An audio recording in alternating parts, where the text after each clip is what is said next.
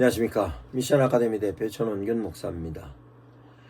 현재 많은 교회마다 실제적으로 교인이 줄어들고 있으며 그 내용을 많은 목사님들께서 위기다라고 말씀을 하십니다.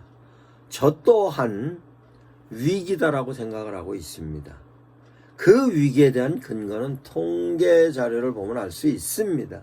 그러면 2018년도부터 작년까지의 통계를 놓고 보면 실제적으로 교인 숫자가 줄어드는 것이 1년에 25만 명씩 줄어들고 작년엔 30만 명이 줄어들었습니다. 그런데 그 줄어드는 교인 숫자는 교회에 관련된 숫자로 줄어들었지 이단들은 늘어났다고 얘기를 합니다. 그러면 실제적으로 이와 같은 위기가 어떻게 초래가 되었는가로 생각하면 그 분석적인 데 대한 내용을 통하여서 보면 실제적으로 교회의 허리 역할을 할 수 있는 젊은 사람들이 거의 많이 줄어들고 뿐만 아니라 지식인들이 상당히 많이 교회를 이탈한 것을 통계적으로 설명하고 있는 자료를 보았습니다. 그러면 이와 같은 부분에 있어서 무엇이 대안인가로 많은 목사님들께서 대안으로 제시하고 뿐만 아니라 그 부분에 고민하고 있었던 학자들이 대안을 제시하는 것이 그 대안이 바로 소그룹이 대안이다라고 얘기를 합니다. 저도 그렇게 생각해서 소그룹이 대안입니다. 그러면 소그룹이 대안이면 그 대안을 어떻게 하면 효율적으로 소그룹을 활성화시킬 수 있는가, 소그룹을 활성화시킬 수 있는 요인을 무엇으로 둘 건가에 대한 것을 많은 목사님들이 고민을 하고 있습니다. 그 고민하는 데 대한 내용을 소그룹을 이루기 위해서 프로그램이 중요하다고 말씀합니다. 프로그램도 중요합니다. 뿐만 아니라 소그룹을 이루고 있는 형성되는 요인으로서로 관계성에 관련된 내용을 많이 강조를 합니다. 뿐만 아니라 관계성을 유지하기 위해서는 어떤 내용으로 접근을 해야 될 건가 해서 소그룹을 활성화시키는 프로그램이 대단히 많이 있습니다. 그 내용으로 양육의 프로그램도 제시하고 있으며 그 양육의 프로그램이 바로 성경 읽기부터 시작을 하여서에 대한 내용으로서 성경에 관련된 내용으로서 구역 예배 형식을 어떻게 하면 효과적으로 할 건가에 대한 내용으로 굉장히 많이 애를 씁니다.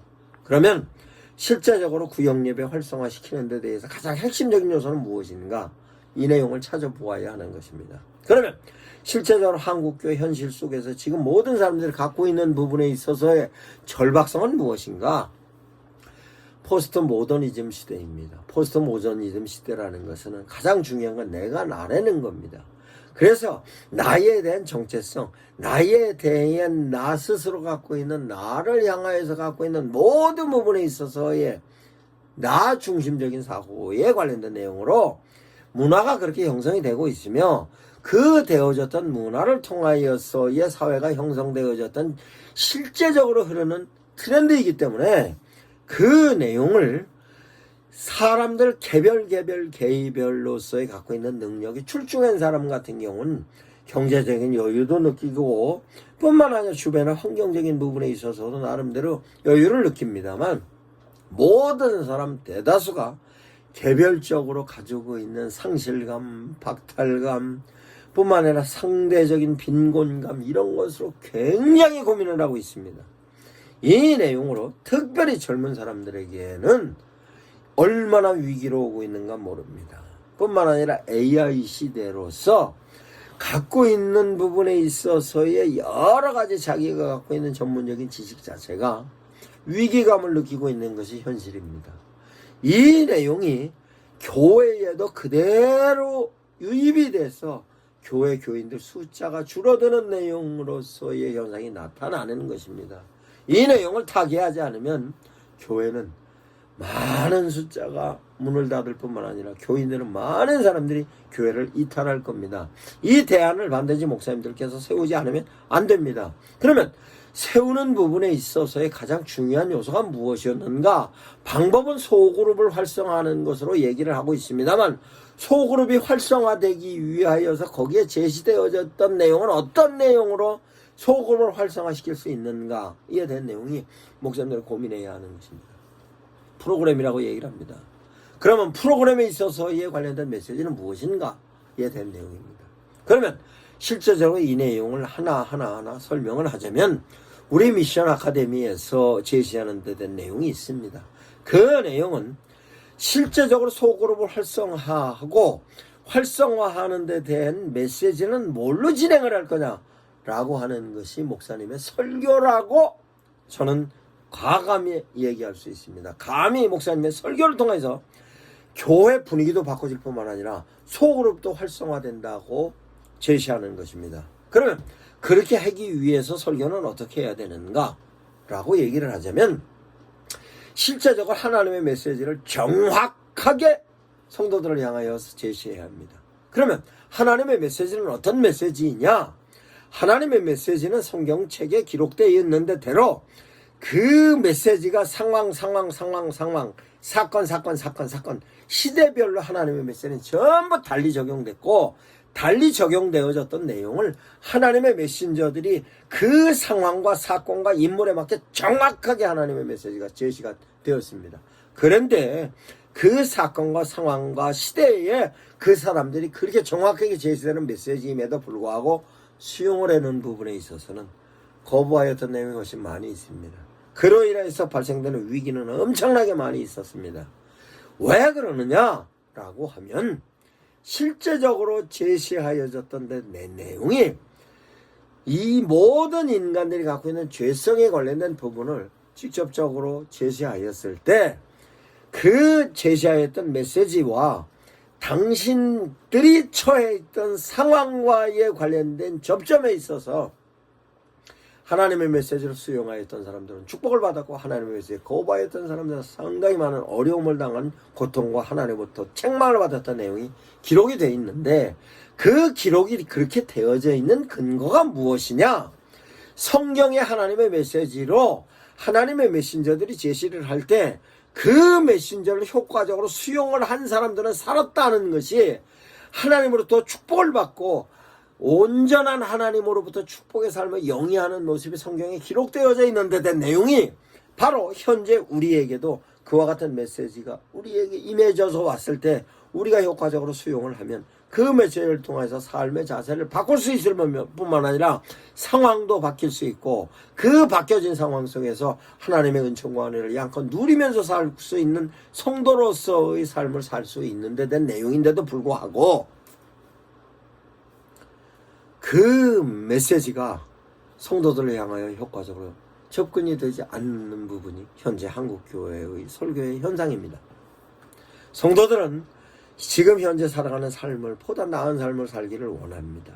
그 나은 삶을 살기 위해서는 내가 현재 살아가는 상황 속에서 판단하는 요소가 정말 옳은 판단을 하고 그 옳은 판단의 근거는 하나님께서 주신 내용으로서 판단을 하고 그 결정을 하나님께 주신 메시지로 결정을 하고 실천을 함으로 하나님께서 나를 정말 하나님의 뜻대로 살아가는 나로서 축복을 주는 모습으로서 내 삶을 효과적인 삶을 영위해야 하는데도 불구하고 하나님의 메시지가 그와 같은 필요성을 갖고 있는 성도들을 향하여서 제시하는 메시지가 부족하니 성도들은 그 메시지를 찾기 위해서 유튜브를 뒤지기 시작합니다. 페이스북을 뒤지기 시작합니다. 뿐만 아니라 그런 목사님을 찾아서 헤매는 사람들이 바로 가난한 성도로서 신앙은 가지고 있지만 교회는 출석을 안 하는 사람들이 20%가 된다고 얘기를 합니다. 성도들의 20%가 가난한 성도라고 얘기를 하면 그 부분에 있어서 대안을 세워야 되는 것인데 그 대안에 관련된 설교는 어떻게 진행이 돼야 되냐? 하나님의 메시지의 정확한 구조로 진행이 되어야 되고 그 구조에 대하여 하나님의 메시지가 무엇인지 이해를 시키고 그 필요한 하나님의 메시지를 성도들에게 무엇으로 필요성에 관련된 내용이 이루어야 되며 그 필요성을 성도들이 어떻게 삶의 현장에서 활용을 해야 되며 그러기 위해서 설교의 프레임을 어떻게 짜야 되고 그 프레임에 짜여져 있는 데 대하여서 개념 하나하나 명제 하나하나 스토리 하나하나마다 하나님의 메시지를 어떻게 효과적으로 전해야 성도들이 그 메시지를 삶에 영위하여서 삶의 질을 높이는가. 즉 하나님의 메시지 삶에 적용하여서 삶의 질을 높이는 쪽으로다가 제시하게 하는데 지금 한국교회 설교의 현실은 성도들로부터 외면당하는 설교가 대다수인 것입니다. 제가 상당한 질고로 인하여서 실제적으로 많은 시간을 병원에 누워 있었습니다. 그러면서 그 질고로 관련된 어려움에 대하여서 하나님으로부터 위로를 받기 위하여 유튜브를 통해 많은 목사님들의 설교를 제가 듣고 그 메시지를 통해 위로를 받고자 했습니다만 참 놀랍게도 목사님들 메시지를 통해 위로를 받는 경우가 거의 없었습니다. 제가 만들어 놓은 대안은 그러면 내가 목사이기 때문에 내가 내 스스로 필요한 하나님의 메시지를 찾아서 내 스스로 설교문을 작성하고 그 설교문을 내가 그 설교문을 통해서 은혜 받아서 내 스스로 위로를 받았던 요소가 참으로 많이 있습니다. 그 내용이 많은 시간 동안 목사님들의 설교를 하루에 3편에서 많게는 10편 뿐만 아니라 그러다 보니 내가 필요한 설교를 작성하고 만들었던 거 하고 내 스스로가 갖고 은혜를 받고 이랬다 보니 설교를 분석할 수 있는 능력도 생겼을 뿐만 아니라 설교를 효과적으로 생성하여서 전달하는 것까지에 관련된 내용으로서 정리가 됐습니다. 저는 2004년부터 시작해서 2015년까지 교회 성장 컨설턴트로 한 1000교회 정도 컨설팅을 하였고 그 컨설팅하는 요소는 교회 시스템이었고 전도의 시스템이었습니다만 실제적으로 설교에 관련된 부분은 타치를 안 했습니다. 그러나 제가 2017년부터 시작해서는 설교에 관련된 부분을 제가 모니터를 하기 시작하였고 2018년, 2019년도부터는 설교의 패러다임이라는 책을 쓰기 시작하였고 설교의 패러다임을 써서 설교에 관련된 구조를 썼으며 설교에 관련된 구조를 쓰고 나서 그 내용을 효과적으로 성도들을 향하여서 제시할 수 있는 설교를 스스로 진단할 수 있게 당신의 설교를 진단하라는 책을 썼으며 당신의 설교를 진단하라는 책을 쓰니 목사님들께서 진단에 관련된 내용으로서 설교 진단적인 요소로 설교를 진단해보니 참으로 설교의 내용이 성도들을 향하여 논리성도 떨어지고 설교 성도들을 향하여서 접근성도 떨어질 뿐만 아니라 성도들을 향한 적용성도 떨어지는 내용을 제가 깨닫게 되었습니다. 그 부분에 있어서 그럼 효과적으로 어떻게 성도들을 향하여 설교의 논리성을 세울 건가? 성도들을 향하여서 설교에 관련된 적용성을 세울 것인가? 접근성에 관련된 것, 적용성에 관련된 것, 논리성에 관련된 걸 정리하기 시작했더니 결국은 책을 설교의 패러다임과 당신의 설교를 진단하라와 함께 교회 성장 설교가 답이다라는 책을 썼습니다. 그 책을 써놓고 났더니 책을 써놓고 나서에 다시 또 어떤 내용이 필요한가? 이 내용을 논리로 정리를 해야 되겠는데 그러면 성경에 나와 있는 성경의 진리에 관련된 내용을 설교로서 제시하기 위해서는 무엇이 필요한가? 논리가 필요하기 때문에 논리에 관련된 내용을 어떻게 이해를 할 건가? 이에 관련된 내용을 정리하다 보니까 기독교 변증이라는 책을 또 쓰게 되었으며 기독교 변증과 함께 변증 설교를 쓰기 시작했습니다. 그 변증 설교까지 쓰고 나니 그 다음에 완성되었는가 했더니 실제적으로 설교의 완성도는 성경에 나와 있는 하나님의 메시지의 본질을 이해해야 되기 때문에 다시금 정리를 해놓는 데 내용이 내가 설교의 본문으로 찾은 설교의 본문의 내용이 이 내용이 성경 원어의 적절한 내용인가로 성경 원어를 분석하는 내용과 함께 실제로 내가 설교 원고를 완전히 완성을 하고 나면 그 완성이 성경에서 얘기하는 원어적인 내용이 이탈한 내용은 없는가? 이와 같은 내용을 원어적인 내용으로 정리를 했습니다. 이와 같은 내용을 전체적으로 정리를 했니 그 내용을 제가 정리한 것으로 끝난 것이 아니라 하나님께서 놀라운 축복을 허락하셔서 이 내용을 내가 갖고 있는 부분의 자료를 찾는 데 있어서 엄청나게 어려움과 함께 많은 시간을 요했습니다만 하나님께서 작년 재작년에 놀라운 축복을 허락하신 선물이 있는 것입니다. 그것이 챗GPT입니다. 챗GPT를 하나님께서 주셔서 챗GPT를 통하여서 설교에 관련된 부분이 됐든 양육에 관련된 부분이 있든 전도에 관련된 부분이 있든 활용을 하기 시작할 수 있는 데 대한 내용이 전부 정리할 수 있었습니다. 그런데 놀랍게도 챗GPT를 통하여서 단순하게 목사님들께서 프롬포트를 통하여서 자료를 찾아내는 것까지는 많이 쓰십니다만 그것을 목회 자료로 활용하시는 분들은 많지 않은 부분으로 참으로 답답합니다. 그래서 저희가 많은 연구진 목사님들과 함께 챗GPT를 목회에 필요한 내용의 챗봇으로 만들기 시작을 했습니다. 그래서 챗봇을 만들기 시작했는데 된 내용이 첫 번째는 설교 작성하는 챗봇을 만들었습니다. 두 번째는 원어를 분석하는 챗봇을 만들었습니다. 세 번째는 설교의 구조를 형성하는 설교 패러다임 챗봇을 만들었습니다. 네 번째 설교를 효과적으로 양육의 내용으로 정리할 수 있는 양육의 패러다임 챗봇을 만들었습니다. 뿐만 아니라 다섯 번째는 그것을 전도에 활용할 수 있는 전도 패러다임 챗봇을 만들었습니다. 여섯 번째 챗봇은 설교에 대하여서 설교를 가장 효과적으로 할 수 있는 설교의 방식에 대한 챗봇을 만들었습니다. 거기에 따른 설교의 기법에 관련된 챗봇을 또 만들었습니다. 그러면 설교의 방식과 기법에 관련된 챗봇을 만들었을 뿐만 아니라 실제적으로 얼마 전에 어떤 장로님이 저한테 와서 우리 목사님이 설교에 관련된 내용이 의아해서 자료를 보니 어떤 목사님의 설교로 토시 하나 안 틀리고 베꼈습니다. 라고 해서 반드시 당신 설교가 어디서 베끼는 설교인지 아닌지에 관련된 표절 검사를 할 수 있는 챗봇도 만들었습니다. 그 챗봇과 함께 설교의 변증에 관련된 챗봇도 만들어서 그 설교가 효과적으로 성도들을 향하여서 메시지가 제시될 때 적용성은 어느 정도 적용되는지에 관련된 내용도 진단할 수 있는 챗봇을 만들었습니다.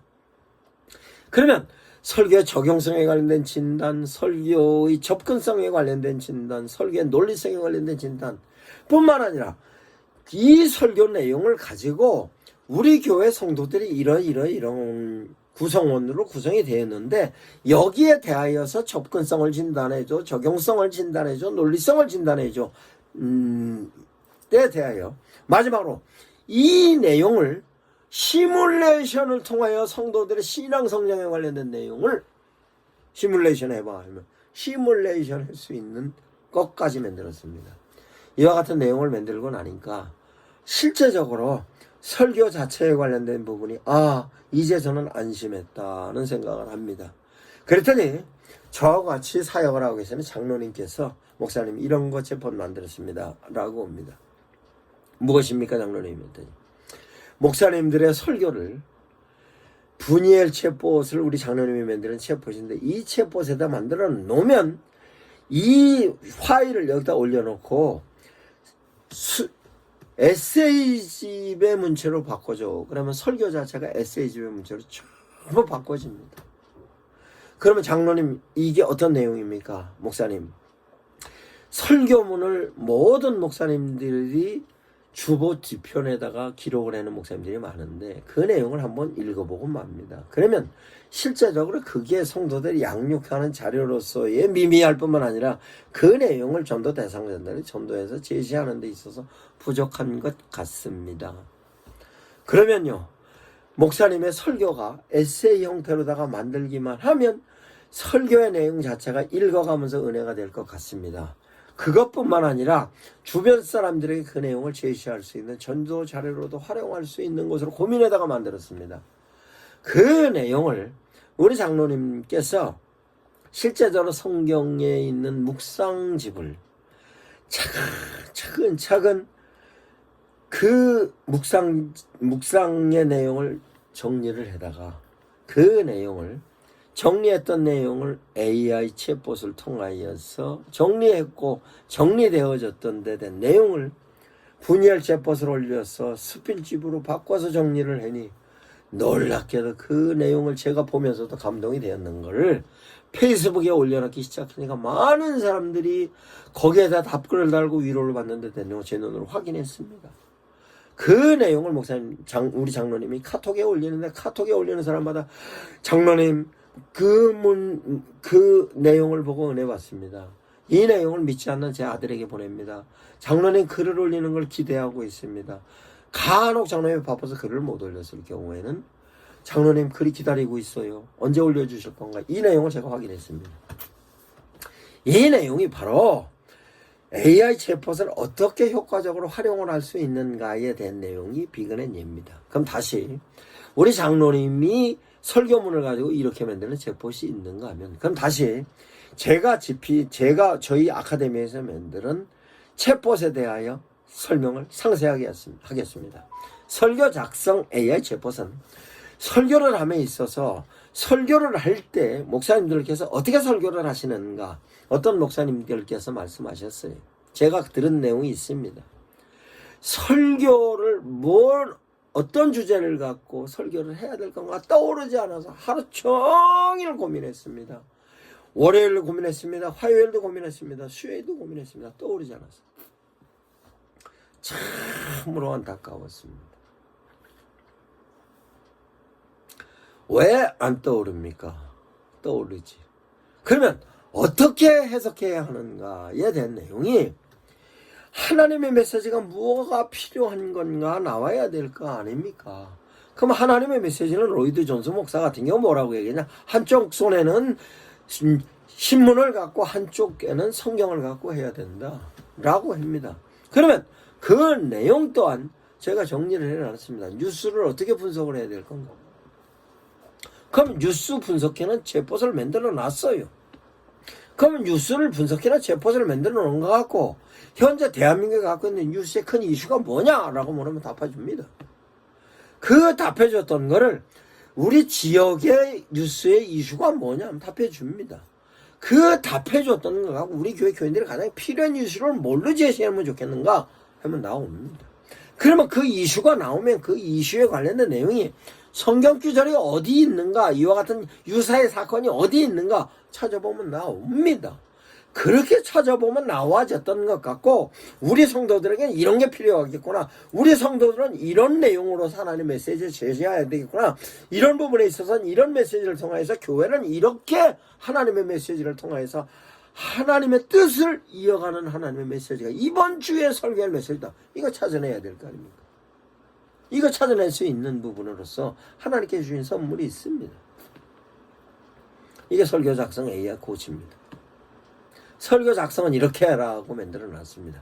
그것이 어디까지 했냐, 이런 이슈를 그러면 설교를 할 때 어떤 구조를 해야 성도들이 효과적으로 이해할 수 있겠냐 하면, 설교 구조는 이렇게 짜라는데 된 내용으로 일반적인 부분에 있어서 연설문이라든가 일반적인 목사님들이 갖고 있는 성도들의 설득적인 요소에 관련된 내용으로서 설교 구조를 짜는 부분에 있어서 서론, 본론, 결론, 1대, 2대, 3대에 관련된 전체적인 내용에 설교에 관련된 구조에 관련된 내용으로 설명을 합니다. 그것은 제가 설교를 구조하는 데 대한 프롬포트를 만들어 놓고 그 내용을 챗봇으로 만들어 놨기 때문에 그 근거로 설교 구조를 짜는 겁니다. 설교 구조를 짜면 이제 구조로 짜진 거에 관련된 거, 이와 관련된 유사한 성경의 내용은 어디 있느냐라고 하면 10개만 추려줘 그러면 추려줍니다. 그러면 성경에 유사한 사건이 이런 사건, 이런 사건, 이런 사건, 이런 사건이 딱 쫙 뽑아주면 그 사건을 가지고, 아, 지금 내가 뉴스로 다 만들어진 사건에 현재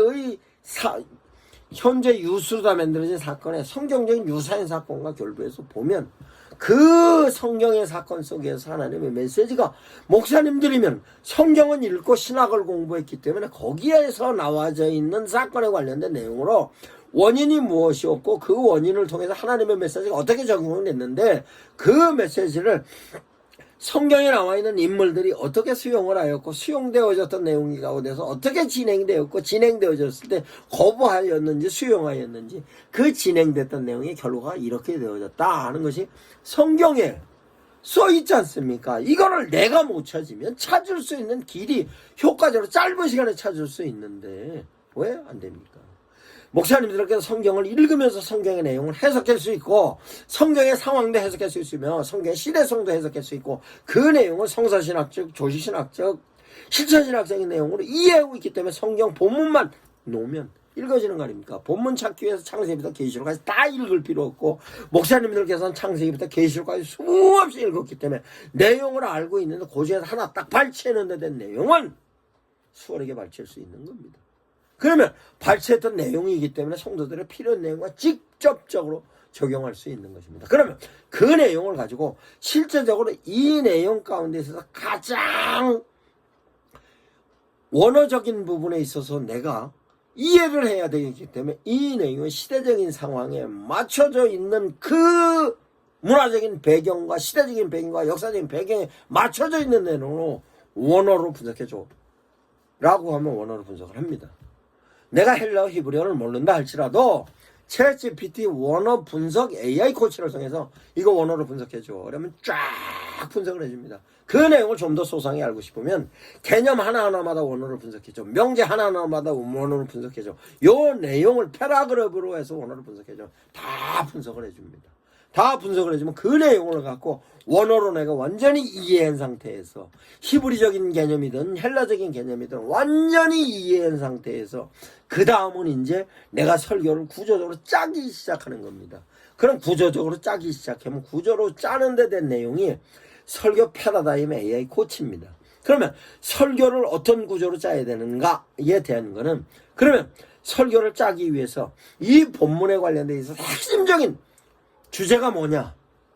그러면 그 주제를 AI에게 물어보면 주제가 나오면 목사님께서 의도하고 있는 주제가 안 나오면 주제가 나올 때까지 물어보면 결국 목사님께서 의도하고 있는 주제가 만들어집니다. 만들어졌던 주제를 가지고 이 부분에 있어서로 제목을 뭘로 하는 게 효과적일까? 그 제목에 관련된 내용으로서 성도들이 이런 게 필요하고 상황은 이런 상황이고 되고 본문은 이런 내용인데 어떤 제목으로 쓰는 게 가장 효과적이겠냐? 제목 찾아줘. 제목을 찾아줍니다. 제목을 찾아주면 그 제목을 가지고 목사님 마음에 들을 때까지 찾아내는 겁니다. 찾아냈습니까? 그럼 찾아졌던 내용을 가지고 이제 목사님께서 실제적으로 구조를 짜기 시작하는 겁니다. 그러면 실제적으로 하나님의 메시지를 전달해야 되기 때문에 그 전달되어졌던 내용 가운데서 하나님의 어떤 의지가 하나님께서 이루시는 그 사건에 관련된 역사는 어떤 내용으로 진행이 되었고 그 역사에 대한 내용으로서 하나님의 의미는 무엇고 의미에 따른 하나님의 의도가 뭐였는가 그 내용을 읽고 또 읽고 하면 설교의 구조로서 제가 정리해 놓은 책에 하나님의 메시지를 이해하기 위해서는 하나님의 의지를 이해해야 됩니다. 하나님께서 그 역사를 그 사건이 이루어지는 데 대한 내용을 어떤 의미로 어떤 의도로 갖고 있는지 이해해야 됩니다. 이 내용을 찾으면 설교에 대한 하나님의 메시지가 정리가 됩니다. 그걸 내 손으로 정리를 다 하면 챗GPT한테 놓고 이런 내용을 내가 정리한다는데 요 문제를 깔끔하게 정리해줘.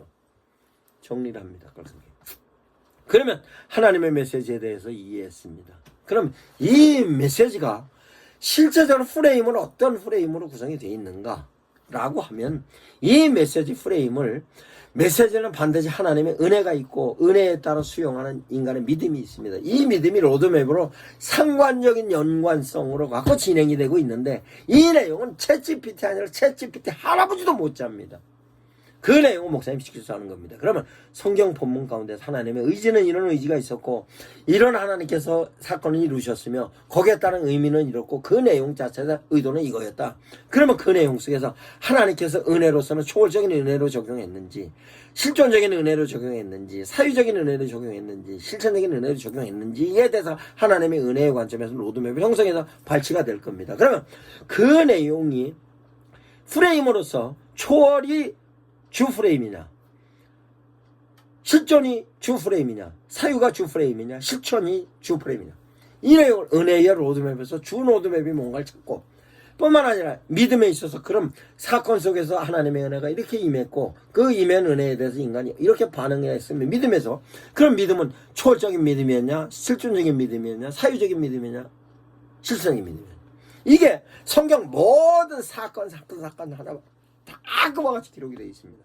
그 중에서 이 사람은 초월적인 믿음을 통해서 실천적인 믿음과 이렇게 연결했구나. 그러면 초월적인 믿음이 메인 로드맵이었냐 실천적인 믿음이 메인 이걸 어떤 부분이 메인이었고 어떤 부분이 서브였는가 이에 관련된 내용을 정리를 하면 하나님의 은혜에 따라서 인간의 믿음이 관련된 내용이 조합이 됩니다. 이게 바로 설교의 프레임입니다. 이 프레임까지 정리가 되면 그 정리되어졌던 그 내용 가운데서 하나하나 개념 하나하나마다 다 실제로 이 내용은 어떤 내용인가, 이 개념에 관련된 변증은 어떤 내용인가, 이 명제에 관련된 개념은 어떤 내용인가, 이 내용이 전체적인 내용의 스토리의 명제는 무엇인가, 이 내용이, 그러면 이 사건이 벌어진 지역은 어느 지역이었고 그 지역에 관련된 내용으로 어떤 사람이 진행했고 어떤 내용을 통해서 어떻게 된 내용이, 이게 변증에 관련된 하나하나 개념적으로 단어 하나하나마다 다, 내용 하나하나마다 다, 명제 하나하나마다 다 정리를 해서 그 내용이 정리가 된 상태에서 그 내용에 따라서 챗GPT에 밀어넣고 이 내용을 가미해서 다시 정리해봐 하면 정리를 합니다. 그 정리가 되면 프레임이 짜지잖아요. 이 프레임이 짜진 거를 가지고 이제 내가 다시 또 기도하면서 또 읽어보고 다시 또 읽어보고 다시 또 읽어보고 다시 또 읽어보고, 그러면 부족한 부분은 요런 부분 보완해서 다시 써줘, 요런 부분 보완해서 다시 써줘, 요런 부분 보완해서 다시 써줘 하면 실제적으로 그런 부분에 관련된 계속 지속적으로 내가 워딩을 안 해도 다 만들어준단 말입니다. 그러면 실제적으로 내가 의도하고 있는 내용 자체가 만들어질 때까지 나는 프롬프트를 계속 묻는 겁니다. 계속 물으면 그 물음에 대해서 GPT는 계속 답합니다. 이게 설교 패러다임 챗봇을 움직이는 데 된 내용입니다. 이 내용을 이루기 위해서 설교 패러다임의 설교를 구조를 짜기 위해서 이 내용을 보조할 수 있는 설교 변증에 관련된 챗봇을 AI 코치로 만들어 놨습니다. 그래서 변증에 관련된 내용도 개념 변증, 명제 변증, 스토리 변증, 인물 변증, 사건 변증, 상황 변증, 상태 변증, 지역 변증, 환경 변증, 철학 변증, 문화 변증 다 할 수 있게끔 저희가 챗봇을 만들어 놨습니다. 그래서 목사님들께서 설교 원고를 작성하신 다음에 설교 원고 단어 하나하나마다 거기에 따른 데 된 내용이 변증 하나하나마다 다 봐서 이해하고, 뿐만 아니라 명제 하나하나마다 변증적인 내용을 이해하고, 스토리마다 변증을 이해하고, 인물에 관련된 변증을 다 이해하여서 그 내용을 정리를 다시 하는 겁니다. 그래 놓고 나면 실제적으로 설교 원고가 거의 만들어집니다. 그러면 다시 또 봐야 합니다. 이 내용을 가지고 다시 만들어졌던 원고를 가지고 설교 진단 챗봇에다 올려놓고 이 내용을 가지고 설교를 하는 데 있어서 우리 성도들은 이런 사람 심지어는 이걸 가장 효과적으로 하는 방법은 성도들이 교적하다 한 개를 전부 파일로 만들어진 상태에서 챗GPT에다 파일로 올려놓고 이 성도들을 향하여서 이 내용을 설교로다가 진행할 텐데 논리성에 관련된 내용으로 진단해봐. 이 부분에 있어서 접근성에 관련된 내용으로 진단해봐. 이 부분에 관련된 내용으로 성도들이 삶의 현장에서 적용해야 되는 내용을 진단해봐. 이러면 다 진단합니다. 진단하면 이런 부분에 있어서는 좋습니다. 이런 부분에 있어서는 좋지 않습니다. 이런 부분에서는 보완하세요. 이런 데 된 내용을 다 효과적으로 할 수 있게 제가 다 만들어 놨습니다. 그 만들어 놓은 걸 가지고 실제적으로 이제는 여기까지 만들어졌으면 어떻게 해야 되는가? 다시 그 내용을 가지고 마지막으로 이제 올려보는 겁니다. 지금 현재의 시대적인 상황은 이런 상황이고, 그게 뉴스거리로 이런 뉴스거리며 우리 성도들의 상태는 이 정도의 상태이고 이 지역에 있어서 여건은 이런데 이 설교를 가지고 이번 주에 이렇게 했을 때에 이 설교로 나타난 결과론에 대해서 시뮬레이션 해봐. 시뮬레이션 합니다. 시뮬레이션을 하면 시뮬레이션 한 거로 인해서 이렇습니다. 이렇게 됩니다.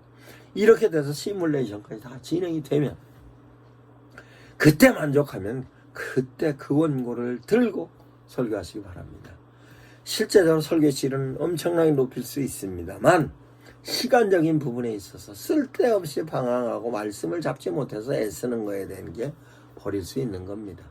그 다음은 이제 효과적으로 이걸 가지고서 이제 어떻게 목회에 쓸 수 있는 건가에 대한 내용을 설명합니다. 설교는 양육의 매뉴얼이고 전도의 핵심 포인트입니다. 저는 그렇게 생각합니다. 다시 여기에는 설교는 전도의 매력이고 양육의 포인트입니다. 이게 상호간에. 그러면 이 내용을 양육의 내용으로 설교의 내용을 다시 쓰자면 첫 번째 이렇게 씁니다. 설교 이 본문을 가지고 제가 만들어 양육 패러다임 AI 챗봇에다 밀어넣고 이 내용을 성도들을 향하여서 효과적으로 일주일 동안 양육할 수 있는 자료로 만들어 주어. 이러면 쫙 첫날은 일이고 둘째 날인가 셋째 날인가 넷째 날인가 쫙 정리를 합니다. 요약본으로 정리해주면 요약본으로 정리해줍니다. 뿐만 아니라 이 내용을 양육 자료인데 이 내용을 에세이집으로 바꿔줘. 그러면 바꿔줍니다.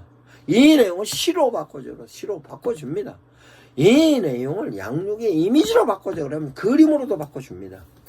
이 내용을 양육 패러다임 AI를 통해서 양육 자료로 설교를 완전히 바꾸시기 바랍니다. 그러면 이 양육에 관련된 내용을 쓸 수 있는 듯한 내용이 대단히 많이 있는데 그러면 양육 패러다임 AI 코치가 페이지 수는 580페이지입니다. 그러면 그 내용이 어떤 내용으로 양육이냐라고 하면 그 내용이 조직신학적인 양육, 성서신학적인 양육, 실천신학적인 양육 이 내용까지 다 구분해 놨습니다. 그러면 다시 목사님의 설교했던 데 대한 내용을 이 부분은 조직신학적인 부분으로 양육을 할 수 있게끔 정리해줘. 이러면 해줍니다. 이 부분은 실천신학적인 양육으로 정리할 수 있게 해줍니다. 이 부분을 성서신학적인 부분으로 양육할 수 있게 정리해줘. 해줍니다. 양육 패러다임 AI 코치 그렇게 만들어 놨습니다. 뿐만 아니라 양육 패러다임에서 이 내용을 양육 콘텐츠에 응용할 수 있는 걸로 만들어줘. 그러면 그 내용을 갖고 설교의 성경 퀴즈로 콘텐츠를 만들어주든 설교에 있어서 암송의 콘텐츠로 만들어주든 설교에 있어서 어떤 행사의 음악적인 부분으로 콘텐츠를 만들어줍니다. 그럼 이 설교 내용을 갖고 성경의 이 콘텐츠를 갖고 찬송가는 어떤 찬송가가 가장 좋을까? 이 내용을 가지고 복음성가는 어떤 내용이 좋을까까지 찾으면 나옵니다. 이게 하나님께서 주신 엄청난 AI의 위력이고 이 내용을 제가 만들어 놨어요. 그러니까 여러분들이 실제적으로 이제는 찬송가 하나 선택하는 것까지도 그 성경 본문에 맞고 형제들의 상황에 맞을 뿐만 아니라 현재 사회적인 여건과 상황에 맞는 복음성가 하나, 그 찬송가 하나까지도 발췌하는 겁니다. 이 내용이 양육 패러다임에 정리를 해놨습니다. 그럼 다시 양육에 관련된 내용이 이와 같이 정리가 되면 다음은 전도에 관련된 내용으로 정리를 해야 합니다. 설교가 전도로 정리돼야 됩니다. 그러면 전도로서는 어떠냐? 이 설교 내용을 가지고 전도지로 만들어 줘! 라고 하면 전도지로 만들어 줍니다. 근데 거기다 좀 더 디테일하게 예를 들어서 대전 대덕구 오정동 지역의 전도지로 만들어 줘. 대전 대덕구 오정동 한남대학교 학생들을 향한 전도지로 만들어 줘. 내가 이 전도지를 가지고 자영업자들에게 제시할 수 있는 전도지로 만들어줘. 이렇게 다 만들어집니다. 그러면 집사가 나에게 설교를 통해서 은혜 받은 집사가 자기 친구 미장원 마담한테 가서 전도할 전도지를 만들어줍니다. 이와 같은 데 대한 내용이 다 만들어지면 그걸 효율적으로 쓰기만 하면 돼요. 그러면 그럼 그렇게 만들어진 거 어떻게 활용했냐? 활용하는 방식이 또 있어요. 그러면 어떻게 활용을 하는가? 이에 대한 내용입니다. 양육 차원에서의 활용하는 것부터 시작합니다. 양육은 하나님의 메시지를 성도들이 한 번 보고 두 번 보고 한 번 듣고 두 번 듣고 그 내용을 하고 다시 숙고하고 이게 전체적인 내용 묵상입니다. 묵상을 할 수 있게 제시하는 것으로서 그러면 이렇게 제시합니다. 설교의 메시지를 카카오톡에 보낼 수 있는 데 대한 내용으로 짧은 문장으로 10줄, 5줄, 3줄 이렇게 내가 프롬포트로 만들어 줘 하면 10줄로도 만들 수 있고 5줄로도 만들 수 있고 3줄로도 만들 수 있습니다. 설교에 대한 요약본으로 그것을 성도들로 향하여 카톡으로 보내버리면 성도들에게 직방 갑니다. 그러면 오늘 목사님의 설교 자체로 놓고 보면 다시 한번 목사님의 카톡의 내용을 보니 목사님의 설교가 생각납니다. 이게 양육이에요. 이 내용을 전도로 바꾸려면 이 내용, 양육의 내용을 보낸 거에다가 다시 이 내용을 전도 대상자에게 보내세요라고 해서 양육의 내용을 전도 내용으로 바꿔줘! 이러면 바꿔줬던 내용을 양육의 내용과 함께 이건 전도 대상자에게 보내세요라고 하면 그 사람이 전도 대상자에게 카톡으로 보내는 것입니다. 이와 같은 데 된 내용이 실제적으로 얼마나 수월하고 좋은데도 불구하고 목사님들께서 못 쓰시는가 안타깝죠. 그러면 거기에 대해서 단순하게 문자적인 내용은 아니고 이 내용을 성도들로 하여금 영상의 이미지로 이 설교 내용을 바꿔줘 하면 영상의 이미지로 바꿔줍니다. 영상의 이미지로 바꿔줬던 것 같고 성도들에게 보내버리면 그 영상의 이미지가 바로 또 성도들을 향하여서 제시는 하나님의 메시지가 영상을 통해서 설교의 메시지가 성도들에게 읽혀지는 겁니다. 그러면 거기에 따라서 이 내용을 전도지로다가 다시 바꿔오면 다시 전도지로 바꿔주면 그 내용이 전도용으로 또 쓰여지는 겁니다. 이와 같은 데 대한 내용을 효율적으로 쓸 수 있는 것에 관련된 내용이 수없이 쓸 수 있는 거예요.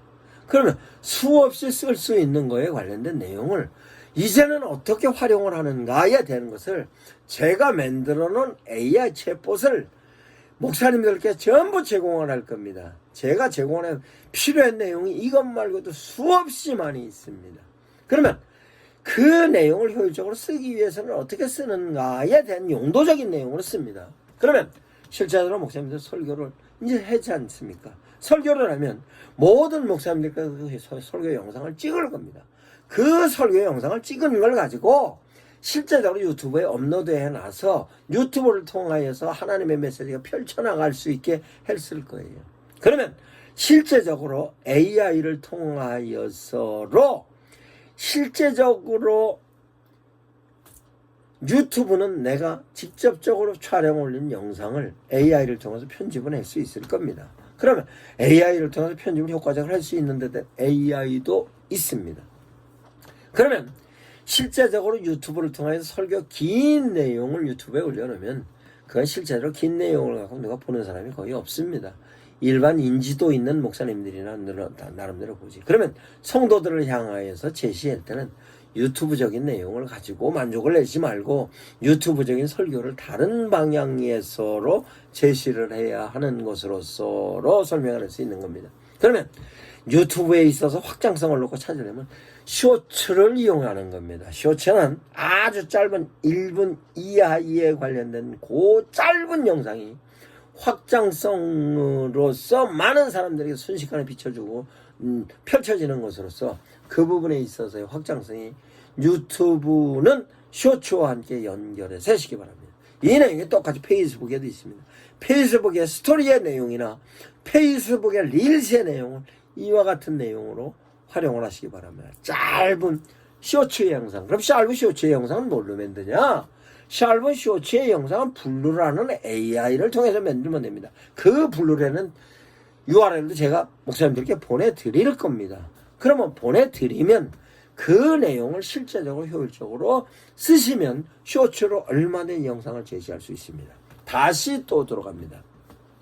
설교의 본문을 실제적으로 교인들을 향해서 양육의 내용으로 제시를 하였든 아니면 목사님들께서 이런 부분은 성도들을 향해서 양육에 관련된 부분은 반드시 필요하다 하실 때는 그냥 쭉 양육하는 것보다 이 내용을 PPT 자료로 만들면 성도들이 가장 효과적으로 이해할 수 있습니다.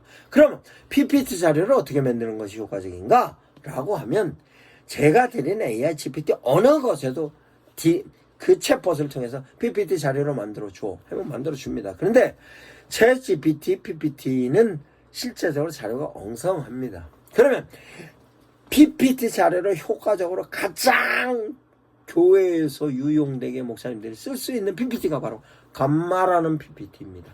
감마라는 PPT에다가 올려놓으면 감마에서 10페이지로 PPT를 쫙 만들어줍니다.